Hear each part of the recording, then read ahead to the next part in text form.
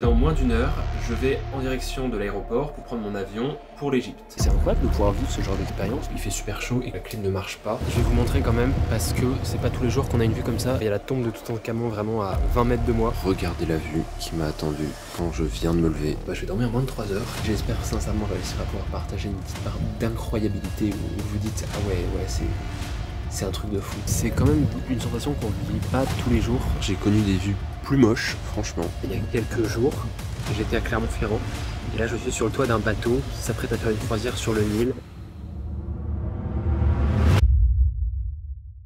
Ce matin, je pars découvrir le temple d'Isis à Philae.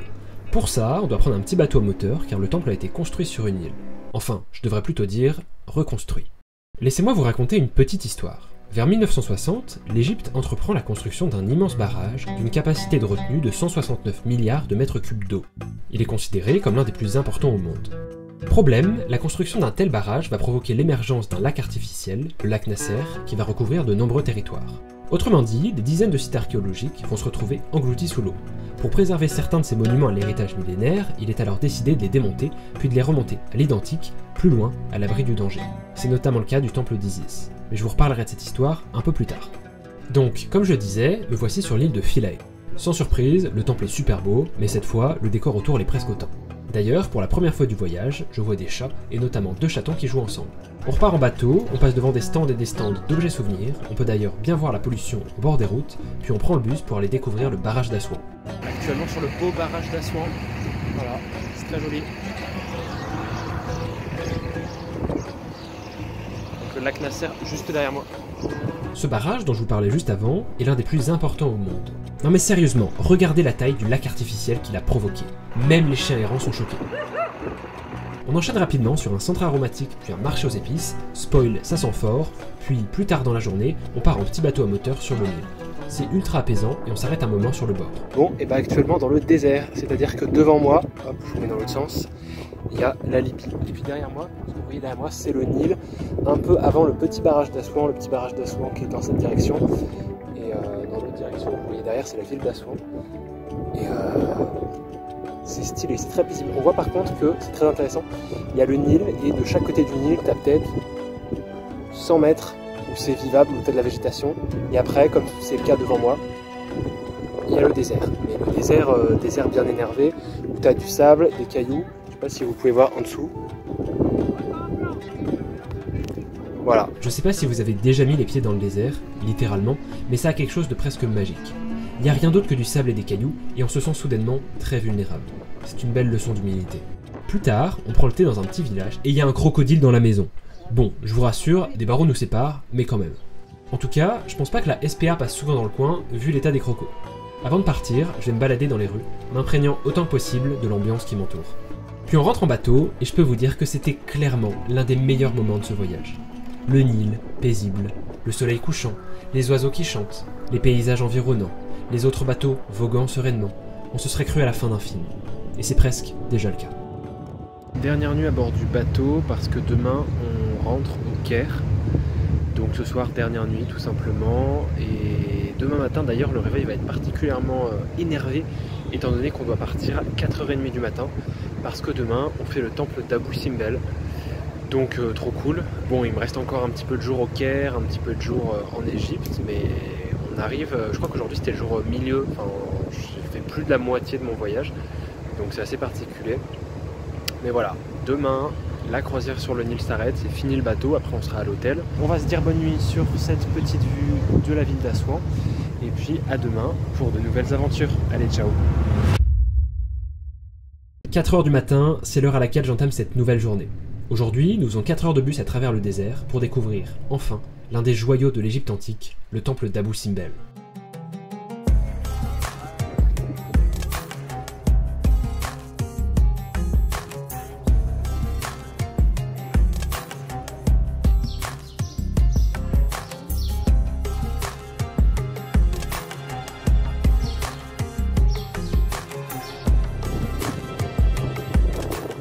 Aujourd'hui on est à Abou Simbel, comme ça se voit derrière moi, là c'est le temple donc, de Ramsès II, et un peu plus loin c'est le temple pour sa femme Néfertari.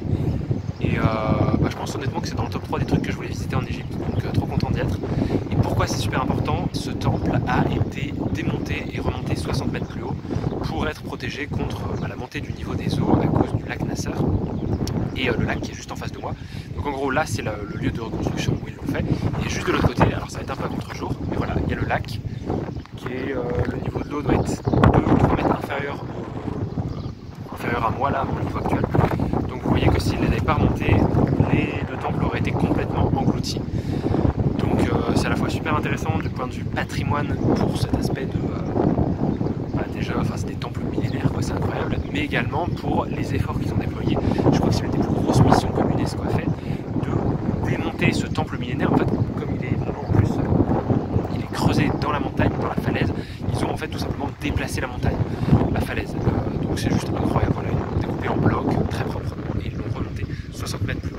Une fois le temple parcouru dans tous les sens, on rentre, donc ça veut dire 4 nouvelles heures de bus. Aujourd'hui, c'est une grosse journée transport car on retourne au Caire. Je vous passe l'attente à l'aéroport, le vol et le trajet en bus jusqu'à l'hôtel pour directement vous faire découvrir la dinguerie qui m'attend là-bas. Je suis claqué sa mère, vraiment épuisé parce que ce matin je me suis levé à 4h et il est plus de minuit passé, donc ça fait 20h que je suis debout. Mais on vient d'arriver au Caire et je viens de prendre possession de ma chambre d'hôtel, sachant que c'est clairement pas dégueulasse. Je viens vraiment d'arriver, voilà, avec ma valise. Je vois la chambre, la salle de bain aussi en face de moi. Comment vous dire, j'ai l'impression vraiment que c'est plus grand que ma coloc à Clermont-Ferrand. C'est un truc de fou, vraiment. Je vais vous montrer. Je sais pas si vous entendez qu'il y a de l'écho, mais c'est juste énorme. Attendez, je pose ça. Je voulais pas vous faire un petit room tour, mais oh, attendez, je cache derrière. On va commencer par la salle de bain, parce que la salle de bain est juste énorme. Il va falloir que je me mette dans un sens où on peut tout voir. Voilà. Petite baignoire, je suis désolé, je vous filme ça de face. Énorme miroir, vraiment, j'ai l'impression de me sentir dans les toilettes de l'aéroport encore. Et une douche. Ce qui fait que j'ai une douche, une toilette, une baignoire et un miroir. Le miroir, les deux bras étendus, je fais pas le tour. Vraiment, ouais. Bref, donc ça c'est la salle de bain. Salle de bain qui, soit dit en passant, est plus grande que ma chambre à Clermont-Ferrand, ça je peux le dire. Il y a un petit couloir là, sympa, voilà. Ici on a un autre petit miroir, c'est sympa aussi. Et là on a la chambre, attendez, il faut que je vous montre ça. Voilà, je sais pas si ça rend bien vis-à-vis des dimensions. C'est juste énorme en fait, vraiment, il n'y a pas d'autre explication. Voilà, on a des petits rangements, un petit frigo. Oh, ils ont mis des tucs, alors vraiment ils ont mis des tucs et des Oreos. Je suis pas sûr de les manger ceux-ci. Ok, donc là 2 lits, pardon, j'ai oublié, une télé trop grande, vraiment. Un petit tabouret, une petite table sur laquelle travailler. Et ici, une vue sur les pyramides. Non, c'est faux, c'est faux. Je suis vraiment au niveau -1, ça c'est un peu con, mais j'ai une petite terrasse pour sortir, ça c'est cool. Je vous avoue que je suis rentré dans cette chambre d'hôtel, j'étais claqué de fatigue, épuisé. Là j'ai de l'énergie de fou. J'ai jamais été dans une chambre d'hôtel comme celle-ci. Je sais pas, c'est incroyable. Enfin bref, bon, étant donné que demain le réveil il va être assez piquant parce qu'il faut partir au Caire. On n'est pas exactement au Caire, on est à Gizeh, je sais pas comment ça se dit. On dit Gizeh. Donc je vais quand même pas trop tarder.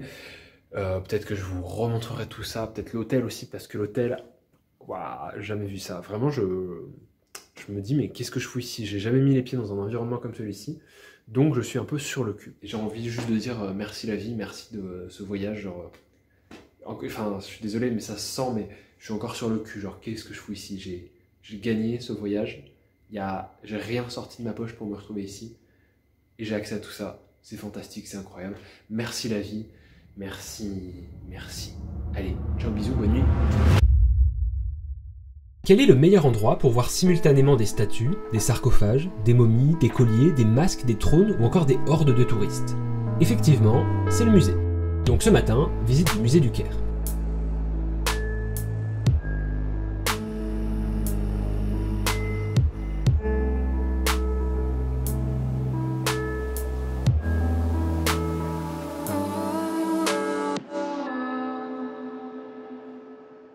J'ai vu de mes propres yeux le masque de Toutankhamon. Problème, on n'avait pas le droit de filmer dans la salle. Donc à la place, je vous mets une image officielle. Que dire? Il pèse 11 kg et c'est de l'or massif. C'est bon pour vous? Est-ce que c'est bon pour vous? Allez, on enchaîne les découvertes et bienvenue dans un souk. Il y a plein de couleurs, c'est magnifique. une église copte orthodoxe, on peut dire qu'à l'époque ils savaient décorer les portes, et une mosquée, l'une des plus grandes du Caire. Je vais pas vous mentir, elle est sublime. Et en plus, on a une vue panoramique sur le Caire. Oh, stop! Vous avez fait attention à ces pixels gris au fond? Eh bien, ce sont les pyramides. Et tout autour? Bah, c'est la pollution de la ville, tout simplement. Allez, transition piscine à l'hôtel, parce que, mine de rien, la fin approche. C'est l'avant-dernier jour en Égypte, demain ce sera mon dernier jour avec les pyramides, le sphinx, etc. La piscine est très stylée et l'hôtel tout autant parce qu'en fait c'est une sorte de complexe. Donc voilà, et vous voyez une partie là derrière. C'est assez vaste. Je vous avoue que j'ai jamais été dans un lieu comme ça. Vraiment, j'ai pas envie de dire un hôtel pour riches, même si c'est 5 étoiles, c'est quand même un Hilton. C'est stylé. Mais je trouve que c'est quand même intéressant de faire ça au moins une fois dans sa vie. On approche doucement de la fin de ce voyage. Ce serait vous mentir que dire qu'il n'y a pas une petite tristesse, une petite mélancolie. C'est Voltaire qui disait « Les voyages forment la jeunesse ». Et c'est vrai qu'il y a cette idée selon laquelle voyager, bouger, ça, on en apprend sur le monde, on en apprend aussi sur nous-mêmes. Et je pense que l'Égypte m'aura aussi beaucoup ouvert les yeux sur pas mal de choses. Et notamment aussi peut-être les disparités économiques et financières. Je veux dire par là que je ne suis pas non plus totalement insouciant du fait que je suis dans un hôtel qui sent l'argent comparé à ce que j'ai vu dans le Caire toute la journée. Enfin, je veux dire, en face de moi, il y a un golf, il y a des gens qui sont là pour entretenir la pelouse constamment, qui arrosent l'herbe, alors que je fais 10-20 km et je me retrouve sur des gens qui ont une situation de vie beaucoup plus difficile. Donc voilà, après bon, comme je l'ai dit, enfin je sais pas si je l'ai dit, mais j'ai pas choisi d'être volontairement dans cet hôtel, j'ai pas choisi volontairement d'avoir accès à ce luxe. Tout était compris dans le voyage et c'était ça ou rien. Donc j'en prends encore plus conscience et j'essaie d'en profiter encore plus parce que je sais que je suis dans une situation privilégiée, que tout le monde n'a pas cette chance et j'essaie d'en profiter dignement en me disant bah ouais, tout le monde ne peut pas avoir ça et des gens ne connaîtront même jamais ça de leur vie. Donc est-ce que c'est être digne de ce qu'on a que d'essayer de profiter à fond? Je sais pas trop. Allez, ciao, bisous, à demain sans doute, et merci de regarder cette vidéo. Mais en fait non, la journée n'est pas encore finie, car le coucher de soleil est tellement beau que je décide d'aller me promener dans le parc de l'hôtel. Je vous embarque encore avec moi, parce qu'en fait, ce que je fais là actuellement, c'est que je suis en train de me balader dans le parc, qui est juste énorme, franchement. Je vois l'hôtel au loin, je pense que c'est à au moins 1 km, 1 km et demi. Et je voulais vous parler, comme vous avez pu le voir derrière moi, qu'est-ce que c'est que tout ça? J'ai mon trépied ici. Qu'est-ce que c'est que tout ça? Et ben des jets d'eau. Et voilà encore une des plus grandes contradictions que je vois ici, c'est-à-dire que, bon, alors bien sûr, j'imagine que c'est pas de l'eau potable, vu que bah, ici l'eau du robinet n'est pas potable, mais je sais pas, on est dans un pays très très chaud, il y a des gros problèmes d'eau, d'accès à l'eau, etc. Et malgré tout, ils arrosent tout le temps. Et ça arrose comme en France quand on arrose les cultures. C'est pas, enfin, vous voyez, c'est un jet énorme. Et là, il y a cette petite partie, mais je traverse le parc depuis tout à l'heure. Il y a plusieurs centaines de petits jets comme ça pour arroser autour. Il y a vraiment ce monde, je trouve, désolé pour les termes, mais ce monde de la pauvreté égyptienne, la vraie rue, et un petit peu la société d'apparat des touristes fortunés qui viennent en Égypte pour en même temps bah, participer à l'économie, participer au tourisme, étant donné que le tourisme est la première source de revenus pour l'Égypte, mais qui malgré tout, je pense, n'est pas... Enfin, tu vois qu'il y a deux mondes vraiment différents. Par exemple, je viens d'arriver dans l'une des grandes allées du Golfe. Comme vous pouvez le voir derrière moi, il y a des jets d'eau de partout. Sachant, petite précision, qu'il est un peu plus de 19h30, donc heureusement, ils font pas ça en plein soleil, en plein milieu de l'après-midi. Mais quand même, quoi. Enfin, là, franchement, on est bien, le temps est cool. Oula, faut que je fasse gaffe, faut pas me faire tremper. Mais quand même, je trouve... Enfin, moi, je sais pas vous, si ça vous fait le même effet, mais moi, il y a un truc qui me choque quand même là-dedans. Et puis surtout, on voit bien la différence entre les endroits qui sont arrosés et ceux qui ne le sont pas. Là, par exemple, je suis sur la bordure, donc bah, en fait, c'est du sable, hein, il n'y a pas d'autre explication. Du sable tout autour. Et bah, là où c'est arrosé, hop, dans quelques mètres, c'est tout simplement la pelouse. Vous voyez la délimitation là, comme ça là? Attendez, comment je peux faire? Là, hop. Et ben voilà, c'est hop, je suis dans la pelouse. On a une belle délimitation et c'est de nouveau tout vert. Pour finir sur la notion d'argent, de différence, de contradiction, etc. Je pense quand même que c'est super important d'en prendre conscience le plus tôt possible et de se confronter en fait à cette richesse. Je veux dire par là que j'ai l'impression qu'il y a énormément de personnes aujourd'hui, à l'heure actuelle, qui voudraient être super riches, qui voudraient pouvoir dormir dans des hôtels 5 étoiles tout le temps, etc. Et je pense que c'est important à un moment dans sa vie de le faire un petit peu pour s'en rendre compte. Et je sais qu'à titre personnel, moi, le luxe, l'argent, qu'est-ce que je pourrais dire, les voitures de luxe, etc., c'est pas du tout un truc qui me branche, c'est pas du tout l'une de mes passions. Et bah justement, j'apprécie en fait de pouvoir me retrouver un petit peu baigné dans cet environnement-là le temps de quelques jours. Il me reste quasi juste une nuit en fait dans cet hôtel, pour pouvoir réaliser que bah en fait ça me parle pas forcément et que c'est pas l'un de mes objectifs, l'un de mes pourquoi dans la vie, que de pouvoir avoir ce train de vie, avoir ce quotidien tout le temps. Et donc ça, je pense que c'est super important de s'en rendre compte, de tester, d'expérimenter des trucs pour réaliser un petit peu ce qu'on aime ou ce qu'on n'aime pas. Il faut voir ce qui marche pas, et pourquoi pas, oui, essayer d'être dans le luxe un certain moment pour se rendre compte que peut-être ça ne nous correspond pas du tout ou ça nous correspond et adapter un petit peu son comportement. Et moi, ce genre de truc, je me rends compte que, bah, mine de rien, oui, ça fait plaisir parce que bah, c'est cool, on va pas se mentir, d'être dans une grande chambre où tu as un lit qui est confortable, où tout est propre, tout est bien rangé. Mais d'une certaine manière, en fait, je me dis que ma nuit, qu'elle soit dans la meilleure suite de l'hôtel, 5 étoiles, ou sur une couchette de bateau qui bouge tout le temps, bah, j'en ai un peu rien à foutre en fait, parce que c'est pas ça qui compte vraiment à mes yeux, c'est ce que je vais faire de ma journée, c'est qu'est-ce que je vais créer en fait avec mes mains. Donc voilà, mais je pense que c'est vraiment important en tout cas de le réaliser, de s'en rendre compte et de se confronter à ça, d'essayer de découvrir. Et on apprend en fait. Et c'est comme ça, je pense, c'est en apprenant qu'on devient meilleur. Et sur ces belles paroles, fin de la journée. Qui, à l'évocation de l'Égypte, ne pense pas immédiatement aux pyramides? Immenses, majestueuses, symboles d'une époque disparue, elles incarnent aujourd'hui tout le mystère et la grandeur de l'Égypte antique. Bon bah ça y est, on y est. Derrière moi, la pyramide de Khéops. À ma droite, donc ici derrière, la pyramide de Képhren, et derrière, cachée par celle-ci, il y a la troisième petite pyramide de Mykérinos, je crois. J'ai pas envie de dire de bêtises. Ça y est, c'est vraiment le clou du spectacle. C'est le truc emblématique de l'Égypte. Ça fait bizarre de voir ça en vrai, sachant que c'est la dernière des 7 merveilles du monde, anciennes merveilles du monde, qui est encore là. Toutes les autres ont disparu. Il y a un truc un peu bizarre, mais encore une fois, il y a toujours aussi cette sensation qui revient de...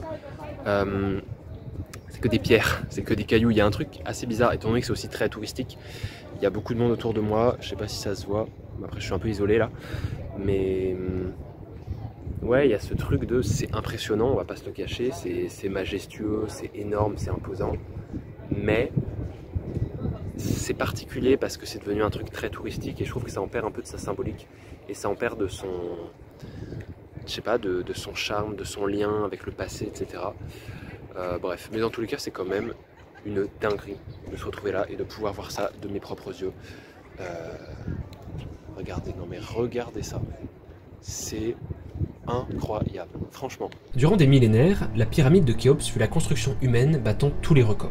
La plus haute, la plus volumineuse et la plus massive. D'une hauteur d'environ 140 mètres, constituée de plus de 2 millions de blocs de pierre, chacun pesant en moyenne 2,5 tonnes, cette pyramide fut considérée, dans l'Antiquité, comme la première des 7 merveilles du monde. Et c'est la seule de ces 7 merveilles à avoir survécu jusqu'à aujourd'hui. Cependant, outre les dimensions monumentales de ces pyramides, quelque chose d'autre me touche profondément. Leur histoire. Elles ont été construites il y a plus de 4500 ans. 4500 ans. Ça veut dire que pendant qu'Homère écrivait l'Iliade, elles étaient là. Pendant que César était assassiné, elles étaient là. Pendant que Louis XIV construisait Versailles, elles étaient là. Pendant que Neil Armstrong posait le pied sur la Lune, elles étaient là. Même pendant que la dernière saison de Game of Thrones sortait, elles étaient là. Bon, ok, je m'arrête. Vous l'aurez compris, ces pyramides ont dû en voir passer des choses. C'est ça qui m'impressionne. Et en même temps, ça me pousse à reconsidérer la place de l'humain dans l'univers. Nous ne sommes que des grains de sable dans un désert immense et intemporel. Nos existences seront un jour ou l'autre balayées par le temps, mais pas forcément ce que nous avons construit. Bon, à côté de ça, le Sphinx paraît tout rikiki. Enfin, il reste quand même, lui aussi, démesuré. Par la suite, on visite d'autres pyramides, et je rentre même dans l'une d'entre elles. Comment vous dire? C'est une sensation étrange que je suis pas prêt d'oublier, comme si on était coupé du monde, enterré sous des millions de tonnes de pierres, sans aucune notion du temps. Sans trop rentrer dans les détails, c'est donc la fin de ce voyage en Égypte, et il y a quand même un petit truc un peu particulier de se dire que c'est la fin, parce que c'est un voyage que j'ai préparé depuis plusieurs mois, donc pour revenir en amont, enfin je vais pas refaire tout le déroulé de cette vidéo, mais ça fait plusieurs mois, ça fait presque un an que je savais que j'allais partir, et là on est sur la fin, d'ici quelques heures, ce sera derrière moi, ça fera plus partie de mon présent ni de mon futur. Je pense que je peux dire que je suis un peu triste, un peu mélancolique de me dire c'est fini. L'Égypte, je sais pas si j'y reviendrai un jour dans ma vie, mais si c'est le cas, ce sera pas avant très longtemps. C'est pour ça aussi que je filme, parce que filmer, faire une vidéo, faire un vlog, je trouve que ça permet d'immortaliser le truc. Et d'une certaine manière, là maintenant, en cet instant précis, peu importe quand je re-regarderai cette vidéo, je suis en Égypte. En fait, par le fait de m'enregistrer, par le fait de rendre ce voyage intemporel, la vidéo que je vais en faire, elle va être justement un petit peu éternelle, où chaque fois que je vais la re-regarder, je peux revenir en Égypte au travers de cette vidéo. Et je sais pas si c'est clair ce que je dis, mais vous, moi, peu importe qui va regarder cette vidéo dans quelques semaines, quelques mois, quelques années, ça changera rien en fait que ça s'est passé et qu'au moment précis où là je parle, je suis en Égypte. Bon, je suis quand même sorti faire une dernière petite balade avant d'aller m'enfermer dans un aéroport, puis dans un avion. Et puis voilà, je fais un petit tour autour de la piscine. Vous voyez que de nuit, c'est quand même très beau, on va pas se mentir. La petite piscine, le petit hôtel derrière. Ouais, c'est sympathique. Et puis, je sais pas, c'est intéressant aussi de voir l'Égypte parce que, enfin, il y a un climat qui est vraiment très paisible. Et là, franchement, on est dans une température, c'est parfait. Il fait ni trop chaud ni trop froid, pardon. C'est trop bien, vraiment, c'est la meilleure sensation. Et puis, on est bien, l'air est pas pur, mais je sais pas, bon, peut-être que je parle sous le coup de l'émotion parce que je m'apprête vraiment à partir de ce pays dans quelques heures, mais je sais pas, il y a un truc super cool dans tout ça et je kiffe être là et j'espère que j'arrive un petit peu au travers de cette vidéo à vous emmener avec moi et à vous partager la chance incroyable que j'ai eue de pouvoir partir ici presque gratuitement, pas totalement bien sûr, mais quasi gratuitement, parce que c'est quelque chose d'incroyable. On fait pas ce genre de voyage tous les jours, alors quand on le fait, on essaye d'en profiter au maximum. Là je suis dans une partie à colonnade en fait, en plein milieu. C'est vraiment énorme, regardez, hop, c'est très haut. C'est l'hôtel, hein, toujours, vraiment, ça c'est l'hôtel. Je pense qu'on ne voit pas vraiment en entier. Mais attendez, je vais partir par là, j'avance un peu, hop, petite vue là, ouais, l'hôtel est vraiment énorme, on va pas se le cacher, et c'est bientôt fini, ça fait tellement bizarre. Oh là là, j'aime bien faire des vlogs, je le dis comme ça, mais parler face à une caméra, se balader, faire découvrir des choses, j'adore ça. N'hésitez pas à me dire si vous voulez que j'en fasse plus souvent. Alors bien sûr, j'ai pas des prétextes aussi incroyables que partir en Égypte pour faire des vlogs tous les 4 matins. Mais si ce que je fais vous plaît et si vous trouvez que je fais des bons vlogs, n'hésitez pas à me le dire, ça fera super plaisir en commentaire. Et puis je verrai bien ce que je peux en faire tout simplement. Et ainsi, direction l'aéroport du Caire. Je vous passe les détails de ce retour plutôt compliqué, mauvaise correspondance, annulation de vol, perte de valise, retard à l'aéroport, bref. Au final, je suis bien rentré. Là, je suis à l'aéroport du coup de Lyon Saint-Exupéry, très stylé. Vous allez le voir derrière moi. Attendez, ici là, je peux pas faire de focus. Enfin bref, vous voyez cette forme là, juste ici. Bref, allez, je vais foncer prendre un taxi parce que je commence quand même à être assez claqué. J'ai pas dormi depuis 6 heures de la veille, donc ça fait un petit moment. Bon bah on y est, ça y est, je suis de retour dans la région lyonnaise. C'est la fin officielle de ce voyage en Égypte, ce voyage qui, dans sa préparation et dans tout un tas d'autres choses, aura duré plusieurs mois. C'est la fin de tout ça. Il y a encore quelque chose de très bizarre à se dire qu'il y a 24 heures, à la même heure, hier, et ben j'étais face à l'une des pyramides les plus grandes du monde. Et il y a quelque chose d'extraordinaire. Je pense qu'il va me falloir un petit peu de temps pour digérer tout ce que j'ai fait, pour trier aussi toutes les photos et toutes les vidéos que j'ai faites, parce que je peux vous assurer que j'en ai fait beaucoup. Monter cette vidéo aussi, ça va être énorme. Mais voilà, c'est la fin. J'espère que cette vidéo vous aura plu. J'espère que vous aurez aimé, vous aurez apprécié faire ce petit voyage avec moi. Et si c'est le cas, n'hésitez pas à soutenir la chaîne en commentant, en likant, en partageant la vidéo. Vous connaissez tout ça. Allez, moi je vous laisse là. Merci énormément de m'avoir suivi, de m'avoir soutenu dans ce projet. Et puis on se dit à très vite pour une prochaine vidéo. C'est parti en fait. Et je me rends compte de la chance incroyable que j'ai. L'hôtel a fait fort. Il y a la tombe de Toutankhamon vraiment à 20 mètres de moi. On fait pas ce genre de voyage tous les jours. Et là, moi, c'est le Nil. Et vous voyez une partie là derrière. Trop content d'y être.